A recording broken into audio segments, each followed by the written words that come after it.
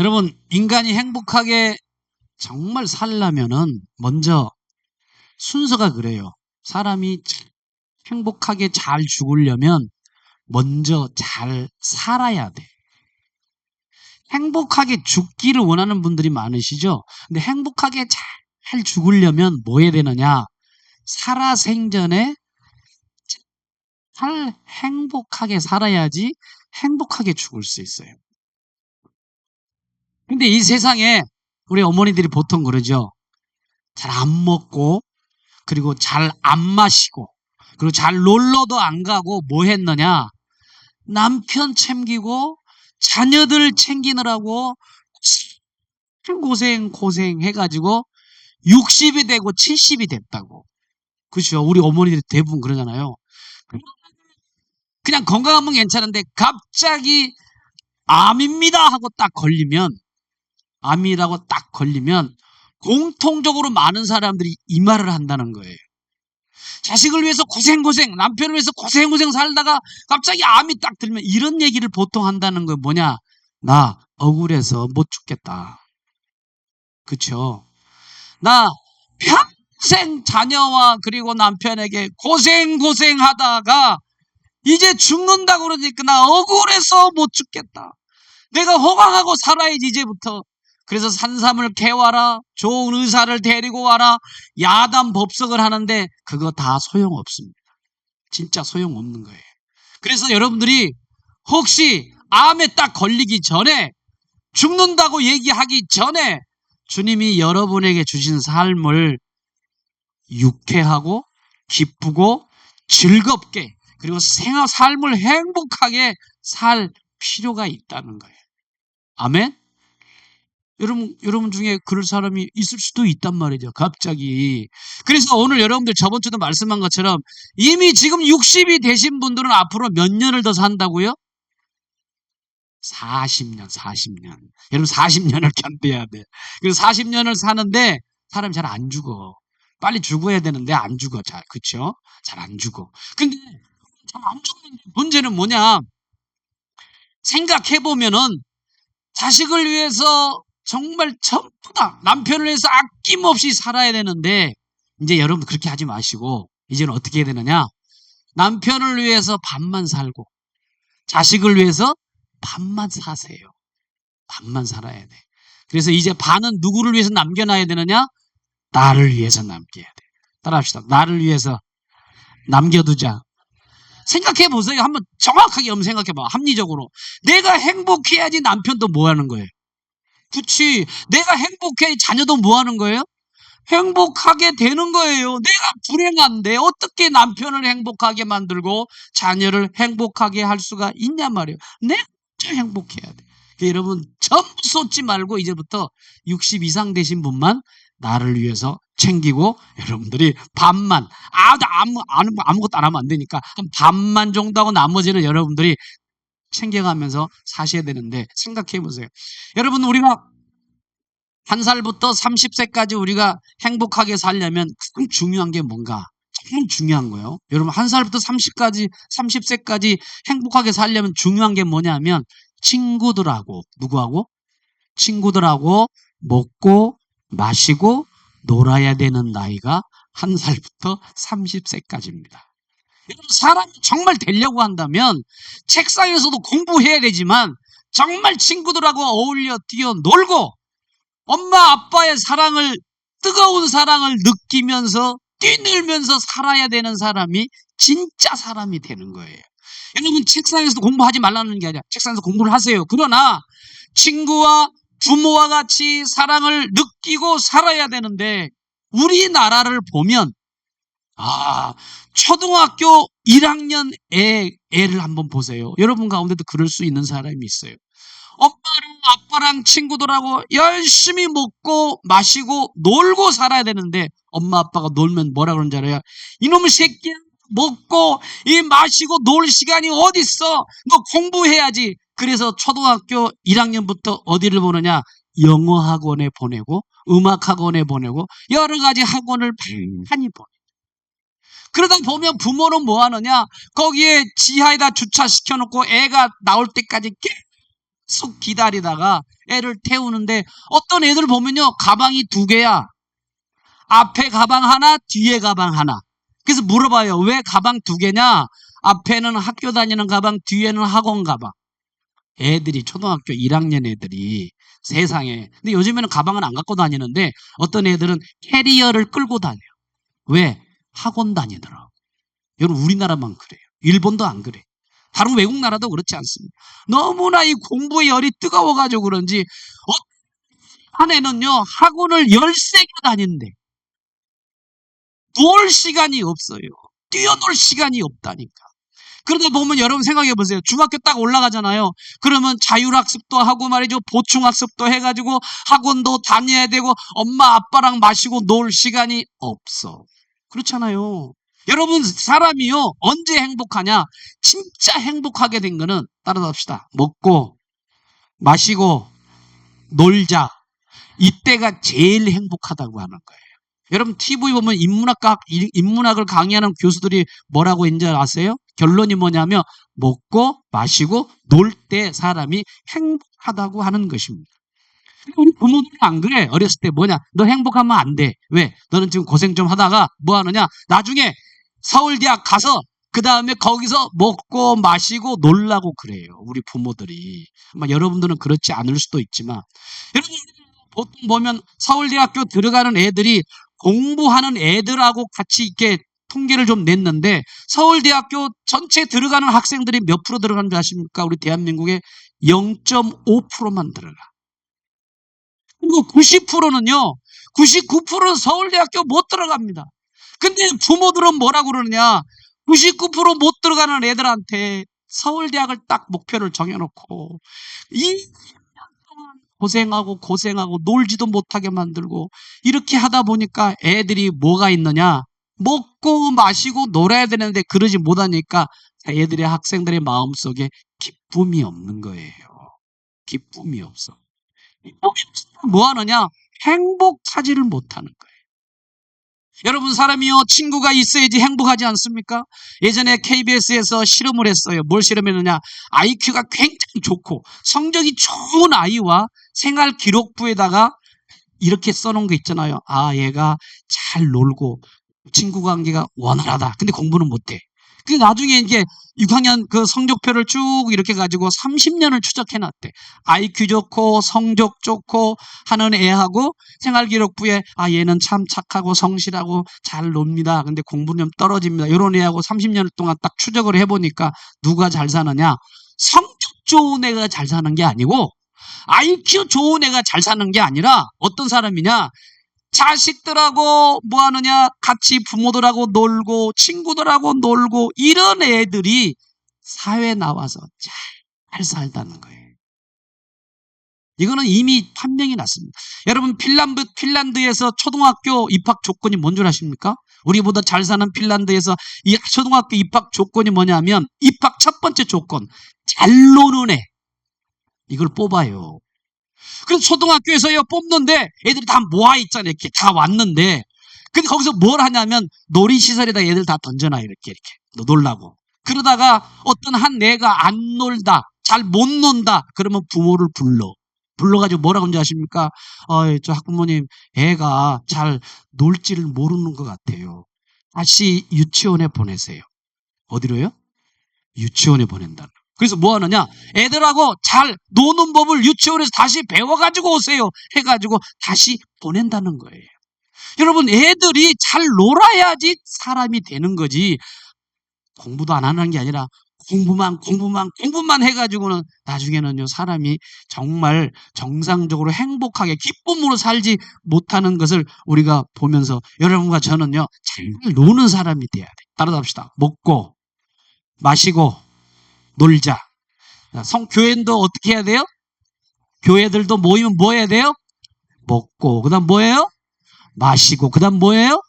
이걸 잘해야 되는 거예요. 그 사람이 정말 사업도 잘하고 있는 사람들이 되고 성공할 가능성이 하는 것이고 행복하게 사는 사람. 여러분, 먹으면서 기분 나쁜 사람 내가 한 번도 못 봤어. 밥 먹으면서 막 짜증나고 까면서 성질 내는 사람 한 명도 없어. 밥 먹으면 얘기가 되고, 그 다음 사업 얘기도 되고, 신앙생활도 얘기하고, 계속 마음이 풀어지는 것을 보면서 먹고 마시고 노는 것. 이게 굉장히 중요한 부분이라는 것을 우리가 생각하면서, 이거는 세상적으로 얘기할 때 건전하게 우리가 하는 부분이 참 좋겠다 생각을 하면서, 자, 오늘 본문의 말씀 보면 성경에서 말하는 행복이 뭘까 하는 부분들을 좀 같이 나누도록 하겠습니다. 조금 다른 관점에서 보도록 하겠습니다. 오늘 등장하는 사람이 누구냐면 여러분 잘 아시는 말씀이에요. 스테파노라고 하는 사람입니다. 스테반. 이거는 면류관이라는 뜻을 가지고 있어요. 이 사람은 하늘의 면류관을 받을 사람이야. 얼마나 면류관을 받는가. 이름을 딱 보면 그 사람의 신앙의 모습이 이름 속에 드러나 있는데, 이 사람은요 성경 가운데 딱 2장만 나와. 2장. 스테반이라는 사람은요 성경 가운데 딱 2장이 나오는데 삶이 굉장히 짧아요. 긴 사람이 아니야. 이 사람 짧고 굵게 산 사람을 누구라고 얘기하느냐? 스테반이라고 하는 사람입니다. 자, 그의 삶에서 삶이 짧고 굵게 사는데 그 사람은 하나님 앞에서 그리고 후세의 모든 사람들에게 복된 인생이 뭔가를 우리에게 잘 알려준 사람이 스테반 집사님입니다. 자, 그런 삶을 보여준 사람이 있는데 이 스테반 집사님인데, 자, 오늘 본문의 내용을 보면 초대교회의 첫 번째 순교자로 등장합니다. 순교자. 근데 이 사람이요 사실은 그때 당시도 마찬가지지만 지금 우리 후세에게도 굉장히 감동을 주는 사람이고 신앙의 믿음의 불씨를 좁혀줄 수 있는 귀한 인물이 이 스테반이라고 하는 집사님입니다. 자, 6장 1절부터 쭉 내용을 여러분들이 아시니까 대략 제가 말씀을 드리면 6장 1절부터 6절까지 보면은 스테반은 어떤 사람인가? 교회에서 보면요 사도가 아니었습니다. 스테반 집사님은요 목회자도 아니었어요. 그럼 스테반 집사님 뭐 하는 사람이냐? 교회 안에서 식사 분배하는 사람이었어요. 집사님들이요 과거에 뭔지 아십니까? 식당에서 봉사하는 사람들이었어요. 그러니까 여러분 집사님들은 뭐 하느냐? 초대교회부터 뭘 하느냐 하면 나눠주는 거예요. 뭘? 쌀을 나눠주고 먹는 거를 나눠주니까 사실은 식사할 수 있도록 섬기고 봉사하는 분들이 누구라고요? 집사님들이야. 초대교회가 그랬다고. 여기 보세요. 교회 안에서 뭐 하느냐? 식사 분배를 맡은 평범하게 봉사하고 섬기는 분이 평신도 집사님이셨습니다. 그러면 집사의 출발이 뭐였느냐? 성경을 여러분 쭉 보니까 성도들에게 양식을 남기는 문제, 양식을 나누는 문제 때문에 서로 막 갈등하고 막 불평하고 교회에서 막 이것 때문에 굉장히 힘들었다고. 그래서 고민하다가 사도들이 어떻게 했느냐 하면 너희 가운데 성령이 충만하고 지혜가 충만하고 사람들에게 착하다고 그런 선한 사람들을 선택해가지고 7명을 선택해라. 그래서 7명을 딱 뽑히는데 그 중에 한 사람이 스테반 집사님이 7명 집사님 안에 들어갔습니다. 놀라운 것은 하나님께서 봉사와 순종과 헌신하고 식사 분배하는 이런 섬김을 통해서 하나님이 스테반 집사님의 믿음을 확 드러내셨다는 것이 본문에 우리에게 말씀하고 있습니다. 여러분 오늘 우리도 한번 생각해 보세요. 교회에서 가정에서 내가 일하는 직장과 일터에서 남들이 보기에는 작은 일이라 할지 모르지만 그 자리에서 섬기고 성실하게 봉사하고 충성하고 일하시는 사람들을 하나님이 쓰신다는 사실을 성경은 우리에게 정확하게 보여주고 있습니다. 여러분 하나님이 쓰시기를 원하시면 아멘 합시다. 그럼 쓰임받기를 원하면 뭐예요? 여러분이 지금 하고 있는 무슨 일? 큰일 아니야 여러분. 작은 일입니다. 내가 작은 일에 충성해라 그렇게 말씀하셨잖아요. 여러분들이 하는 일 작은 일이지만 그 작은 일에 섬기고 봉사하고 헌신할 때에 하나님이 여러분들을 통해서 쓰시고 있다는 겁니다. 그러면 우리가 이 스테반을 통해서 받는 중요한 교훈이 뭐냐? 사람은요 믿음이라고 하는 것은요 높은 자리가 아니라는 거예요. 이 사람이 높은 자리였습니까? 아닙니다. 총회장이었습니까? 아닙니다.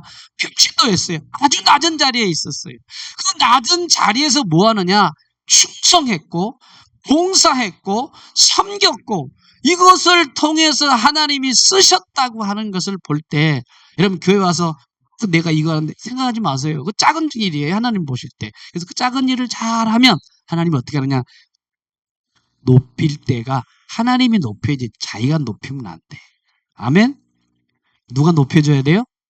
하나님이 높여요. 근데 사람들은요, 자기가 막 높아지려고, 나 이렇게 했어, 이렇게 했어, 막 그러는데, 그러면 뒤에서 보면서도 꼴배기가 조금 거시기해. 그쵸? 그럼 어떻게 해야 돼? 자기가 하지 말고 뭐냐? 하나님이 높여줄 때를 기다리다 보면 하나님이 언젠가는 쓰시고 하나님이 그 사람을 사용할 수 있다는 것을 성경 우리가 말하는 그 대표적인 인물이 스데반 집사님이라는 거예요. 자, 두 번째로 한번 보겠습니다. 6장 8절부터 15절 말씀 보면 이 스데반 집사님은요, 섬김만 한 사람이 아니었어요. 교회 안에서 나누는 사역만 한 것이 아니었습니다. 이 집사님의 보세요, 믿음의 모습이. 이 사람은 어떤 사람이냐면, 봉사와 충성만 잘하는 것이 아니라, 스데반 이 집사님은 군중들에게 가가지고, 유대인들에게 가가지고, 그 사람들한테 뭐냐, 하나님의 말씀을 전했던 사람으로 나옵니다. 본문 보세요. 예. 이 사람이요, 스데반 집사님이 자기가 많은 그 유대인들한테 사실은 뭐 예수 믿는 사람들이 오늘 같으면 이단과 같잖아. 근데 자기가 이단과 같은 사람인데도 그 유대인들 정통파들 앞에 가지고 뭐 하느냐? 그들에게 복음을 설명하더라는 거예요. 어떻게 설명합니까? 원래 스데반은요, 성령이 충만했어. 성령 충만한 사람이 담대하게 전해요. 그리고 이 사람 두 번째가 뭐냐면 지혜가 굉장히 충만했어. 그러니까 이분이 복음을 딱 설명하는데 정통파 유대인들이 답을 못해. 답을. 감당이 안 되는 거예요. 정통파 유대인들이 스데반의 말에 반박을 못해요. 성경을 쭉 읽어보면 얼마나 성령이 충만하고 얼마나 지혜가 충만했으면 반박 못할까. 여러분 그렇지 않겠어요? 하나님의 성령의 충만함, 성령의 지혜로 말미암아 그리고 하나님 앞에 용기를 가지고 믿음을 가지고 전했는데 사람들이 아무도 못했던 모습을 보면서 당시의 유대인 사람들에게 미움을 삽니다. 그 모습을 보고. 그런데 이 복음을 전하고 있는 스데반을 향하여 어떻게 하느냐? 뒤에서 비겁하게 거짓 증거를 하게 되는데 모함을 해요. 뭐라고 그러느냐?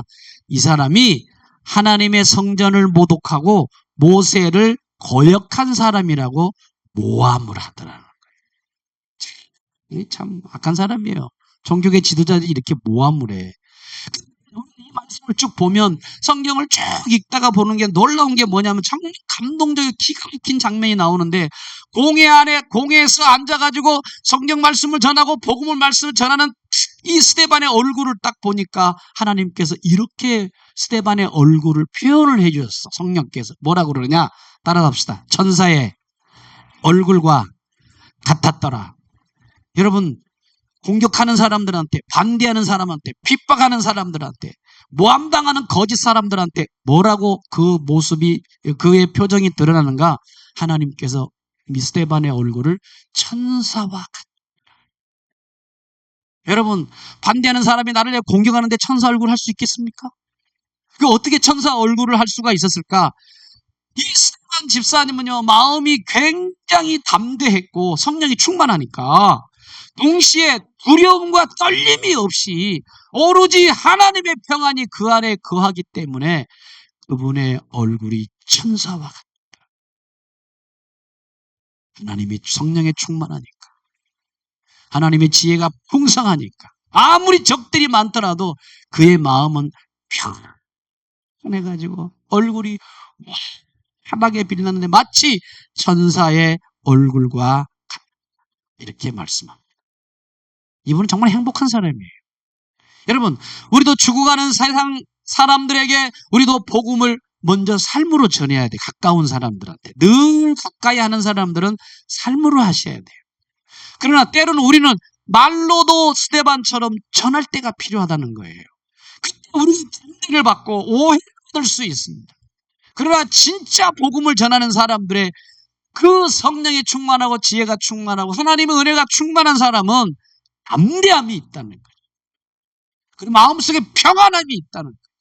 그리고 마음속에 정말 그 마음속에서 하나님의 사랑이 충만하니까 본인도 얼마나 편안한 마음으로 그렇게 있었으면 얼굴이 천사와 같았는가. 자, 우리는 이 스데반 집사님을 통해서 받는 좋은 교훈은 진리를 붙들면, 성령과 함께하면 환경보담도 하나님이 더 크게 보여 평안함과 담대함을 갖게 된다고 하는 정말 중요한 교훈들을 오늘 성경은 우리에게 말씀하고 있는 것입니다. 오늘 여러분의 진리 가운데 충만하시기를 축복합니다. 성령이 충만하기를 축복합니다. 자, 사도행전 7장으로 가보면 이제 스데반이 자신의 입으로 진리를 선포하는 장면이 여기에 쭉 나옵니다. 이때 스데반이 만약에 복음을 전하지 않았으면 어떻게 됐을까? 스데반 여기서 안 죽습니다. 안 죽어요. 사람이 안 죽고 더 살 수도 있지. 근데 이 스데반 집사님은요, 사도행전 7장에 보면 자기의 입으로 진리를 선포하는데 이 진리의 말씀을 안 전했다라면 살았을 수 있었을 텐데. 제가 그런 생각을 해봤어요. 말씀 주면서, 야, 스데반 집사님은 아니 안 죽을 수 있는데 왜 죽는 일을 택해? 그랬더니 복음을 전할 수밖에 없었던 담대함이 그의 마음속에 있었기 때문에 전하는데, 자, 7장의 내용을 여러분들이 다 얘기하기는 곤란하고 요약해서 말하면 이 말씀입니다. 스데반이 복음을 전하는 복음의 핵심이 뭐냐? 유대 전체 역사를 쫙 설명을 해. 여러분, 유대인의 역사를 전체를 설명해요. 근데 그 전체 설명하는 게 누구냐 하면 아브라함부터 설명을 해. 믿음의 조상 아브라함을 설명하다가 요셉을 설명하다가 모세를 설명하고 그리고 다윗을 설명하고 그리고 솔로몬까지 이어지는 역사를 통해서 이스라엘이 뭐 했느냐? 하나님을 반대했다. 하나님을 거부했다. 하나님을 거역했다. 거역의 역사를 쭉 이렇게 역사를 설명하다가 마지막이 뭐냐 하면 이 땅에 오신 예수 그리스도를 너네들이 얼마 전에 쳐 죽였다. 이 얘기를 했어. 여러분, 이스라엘 역사를 전체 꿰는 거 대단합니다. 성경학자도 이렇게 얘기를 못해. 근데 스데반 집사님은 성경에 대해서, 진리에 대해서 굉장히 해박했던 사람이었어. 성경 전체를 다 파노라마처럼 얘기를 쭉 하면서 결론이 뭐냐?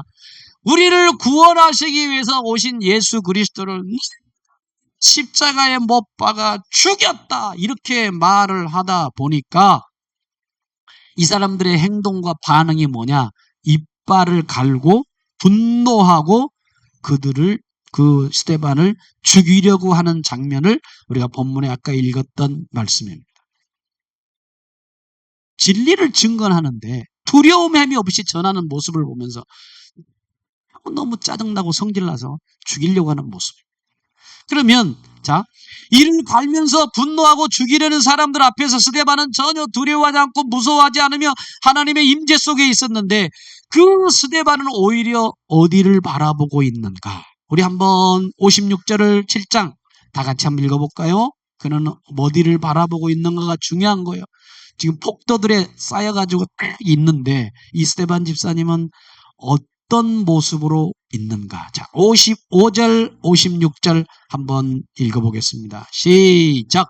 스데반이 성령 충만하여 하늘을 우러러 주목하여 하나님의 영광과 및 예수께서 하나님 우편에 서신 것을 보고 56절 시작. 말하되 보라 하늘이 열리고 인자가 하나님 우편에 서신 것을 보노라 한데. 아멘. 여기 뭐라고 그러니까 스데반이 뭐가 충만해? 그래서 성령과 함께 했던 게 사도행전 역사예요. 성령이 충만한 공통적인 특징이 뭔지 압니까? 담대합니다. 성령이 충만하지 않으면요, 창피해서 못해요. 입술이 안 열려. 복음의 말을 전하지 못합니다. 내가 이 얘기하면 저 사람이 어떻게 생각할까? 별별 생각을 다 해요. 그래서 차마 내가 예수 믿는 열린문교회 다닌다고 하는, 내가 예수를 영접했다는 얘기를 전혀 못할 수밖에 없어요. 왜? 성령이 함께 하지 않으면 복음 전파 못합니다. 그러나 밖에 나가서 여러분들이 성령 충만하지 않더라도 나가면 성령이 바로 충만해져요. 왜? 영적인 전투를 해야 되기 때문에. 뭐합니까? 나가면서 하나님, 나 지금 불신자들한테 종로당에 가서 그리고 주위 있는 사람들한테 복음을 전해야 되는데 하나님 내게 성령의 충만함을 주십시오 하고 기도할 수밖에 없다. 그럼 성령이 내게 은혜를 주셔서 대하게 선포할 수 있게 되는데 바로 스데반 집사님 그런 거예요. 뭐라고 그러냐? 성령이 충만해서 어디를 보냐? 폭도들을 안 봤어요. 돌 드는 사람의 돌을 쳐다볼 수 있겠지만 안 쳐다보고 뭘 보느냐? 하늘을 쳐다보고 있으면서 하나님의 임재 속에 있었다고 하는 것을 말하고 있습니다. 여러분 본문에 보니까 이 고백은 놀라운 고백입니다. 하늘문이 활짝 열리고 하나님이 우편에 서신 것을 쫙 보고 있는 것을 보는 걸 보니까 이 스데반 집사님이 하늘을 보았다는 것은 세상의 위협과 돌 들고 있는 그런 모습을 본 게 아니라 오히려 하나님의 임재를 크게 봤다고 하는 것이 성경에 우리에게 분명하고도 확실하게 말하고 있다는 겁니다. 여러분 죽음 앞에서 하늘을 바라보는 사람은요 정말 믿음의 사람이에요. 죽음 앞에서 하늘을 볼 수 있다? 그 사람은 정말 훌륭한 믿음의 용장이라고 말할 수가 있는 것입니다. 그러므로 우리는 여러분과 제가 우리 더 스데반의 모습을 보면서 배울 중요한 교훈은 뭔가? 복음을 전할 때 두려워하지 말자는 거지. 따라서 합시다. 복음을 전할 때 부끄러워하지 말고 두려워하지 말자. 여러분 복음을 전할 때 두려워하지 말고 부끄러워하지 말고 담대한 마음으로 성령을 의지해서 전하면 하나님은 그 마음을 언젠가 변화시켜 주셔서 예수 그리스도를 전할 수 있는 놀라운 은혜가 있게 될 줄 믿고 여러분 담대한 마음으로 전하는 여러분들 되시기를 주의 이름으로 축복합니다. 그 다음에 진짜 54절부터 오늘 60절까지의 내용을 쭉 보면서 뭐냐? 죽음 앞에서 하늘을 쳐다봤던 이 스데반 집사님이 믿음의 사람인 스데반을 유대인들이 어떻게 하느냐? 땅에서 돌을 들었습니다. 그리고 스데반에게 돌을 막 던집니다. 그러니 돌 한 대 딱 맞고 이마 맞고 어떻게 했어요? 이마가 깨지고 머리가 맞으면 머리가 깨지고 뼈 맞으면 뼈가 부러지고 결국에 쓰러지는데 마지막 하는 말이 여기에 해록기록되어 있습니다. 자, 여러분 같으면 어떻게 하시겠어요? 나한테 돌을 던지고 나한테 막 칼을 겨눠가지고 죽이려고 그럴 때 여러분들 이제 숨이 여기까지 끄덕끄덕 이제 끝났어. 이제 허허허 하고 죽으려고 하는데 그때 여러분들 뭐라고 그러겠어요? 아, 내가 죽어서 귀신 나타나가지고 니네 집안을 내가 저주하겠다. 보통 그러잖아요. 영화 보면 그쵸? 근데 그러지 않아. 뭐라 그럽니까? 여기 스데반 집사님요 죽음 앞에서 뭐라 그런가? 우리 한번 같이 한번 읽어보겠습니다. 어디를 보시느냐 하면 자 59절 다 같이 한번 읽어보겠습니다. 시작. 그들이 돌로 스데반을 치니 스데반의 스데반이 돌을 이르되 주여, 주여 내 내 영혼을 영혼을 받으- 받으시옵소서 하고 60절 시작. 무릎을 꿇고 불러 이르 이르되 주여 이 죄를 그들에게 돌리지 마옵소서 이 말을 하고 자니라. 자, 우리가 이 말씀을 쭉 보면서요, 이 스데반 집사님 마지막 그의 죽는 장면의 모습을 우리에게 전하는데, 여기에 보니까요, 먼저 그분은요, 죽을 때, 돌로 쳐가지고 죽을 때 주님을 바라보고 내 영혼을 받아달라고 마지막 기도하시잖아요. 그래서 하늘문이 열려서 하나님의 임재를 경험하고 두 번째는 뭐 하느냐면 중요한 기도 제목이 여기에 기도가 나옵니다. 무릎을 꿇고 뭐라고 그러냐? 주여 이 죄를 어떤 죄? 자기를 죽이는 이 죄를 그들에게 돌리지 마시옵소서. 그러면서 어떤 기도를 하느냐? 예수님의 기도를 똑같이 따라서 하는 장면을 성경에 우리에게 말씀하고 있습니다. 여기서 우리는 스데반이 누구를 따라 살았느냐? 예수님의 삶을 따라서 살았다는 거예요. 마지막까지. 스데반이 예수님 몰랐던 분이 아니에요. 그분은요, 예수님의 삶을 그대로 살았어요. 예수님의 마음으로 스데반은 죽습니다. 참 대단하지 않습니까? 여러분, 믿음이라고 하는 것은 세상을 억울하게 해가 죽을 때 막 분노하고 분통하고 내가 너를 저주하고 이런 게 아니라 믿음이 있는 사람의 죽음의 모습은 스데반처럼 가셔야 해요. 뭐라고 그러느냐? 용서와 사랑의 메시지를 가지고 숨을 지는 위대한 순교자가 누구였는가? 스데반 집사님이셨다고 성경은 우리에게 말씀하고 있습니다. 선교사들이 가끔 밖에 나가서 이제 외국에서 나가서 복음을 전하잖아요. 근데 여러 나라 가서 복음을 전하는데 이슬람 같은 그런 권에서 만약에 잡혀가지고 불로 태워 죽이고 막 칼로 막 죽이고 하는 그때도 보면은 그들이요 기도하고 죽는 모습을 봐요. 그런 모습이 오늘날도 얼마나 많은 사람들이 죽습니까? 우리 한국에 있어서 모르지. 여러분 외국 가서 있다 보면요 그렇게 죽는 사람들이 많아요. 선교사들이. 복음을 전하려다 보니까. 근데 그분이 누구냐? 바로 이 스데반 집사님이 사랑과 용서의 마음을 갖고 세상을 떠나는 장면들을 보니까 야, 이 사람 믿음의 용장이구나 하는 생각을 성경에서 우리에게 하게 됩니다. 결론을 말씀드릴게요. 여러분, 스데반은요, 오래 안 살았습니다. 그러나 죽음 앞에서 두려움이 없었어요. 죽음 앞에서 사랑과 용서의 삶을 살 뿐만 아니라 죽음 앞에서 복음의 확신을 가지고 그리고 하늘나라를 본 사람이기 때문에 우리는 한마디로 뭐라고 그러느냐? 그분은 죽을 때 행복하게 살았다. 그분은 죽을 때 만족한 삶을 어떻게 짧게 살다가 하나님 앞에 가신 분이 누구냐? 스데반 집사님이라고 하는 겁니다. 그러면 죽을 때 돌 맞아 죽는 자리에 참관하고 있었던 사람은 여러분 아시죠? 누굽니까? 사울이었습니다. 옷을 들고 있었어요. 그 모든 돌로 때려 죽이는 모든 지휘권을 누가 갖고 있냐? 이 사울이 갖고 있었다. 그러면 사울이 평생에 누구를 생각했을까 하고 쭉 생각해 보니까요. 제 생각은 그래요. 성경도 그렇게도 아마 얘기하고 있는 것 같아. 뭐냐? 사울이라고 하는 사람 나중에 바울로 바뀌었지만은 이 바울은 평생 동안 누구를 잊지 못했을까요? 스데반 집사님을 평생 동안 잊지 못했을까? 어떤 장면? 자기가 죽이고 옷을 들고 있는 장면을 평생 동안 잊지 못했다고 하는 것입니다. 그러면 이때 스데반의 순교를 봤던 바울이 그 현장을 보고서 어디서 변화되면 다메섹 가다가 변화돼가지고 이 바울은 복음을 예루살렘을 넘어 그리고 로마까지 그리고 땅끝까지 복음을 전하는 출발점이 스데반 집사님이 죽음으로부터 시작이 됐다는 거 아십니까? 여러분 이것은 우리에게 굉장히 충격을 주고 있습니다. 스데반 죽고 끝났어요. 뭐 죽고 끝나버렸네. 아닙니다. 하나님은 그 다음에 역사를 준비하셨어. 스데반 이후에 바울을 하나님이 쓰시는 것을 볼 수 있습니다. 하나님은 스데반을 죽이고 순교당했지만 하나님이 이 스데반 다음 타자를 누구로 만들어 놓으셨는가? 바울이라고 하는 이 사도 바울을 통해서 복음을 어디까지?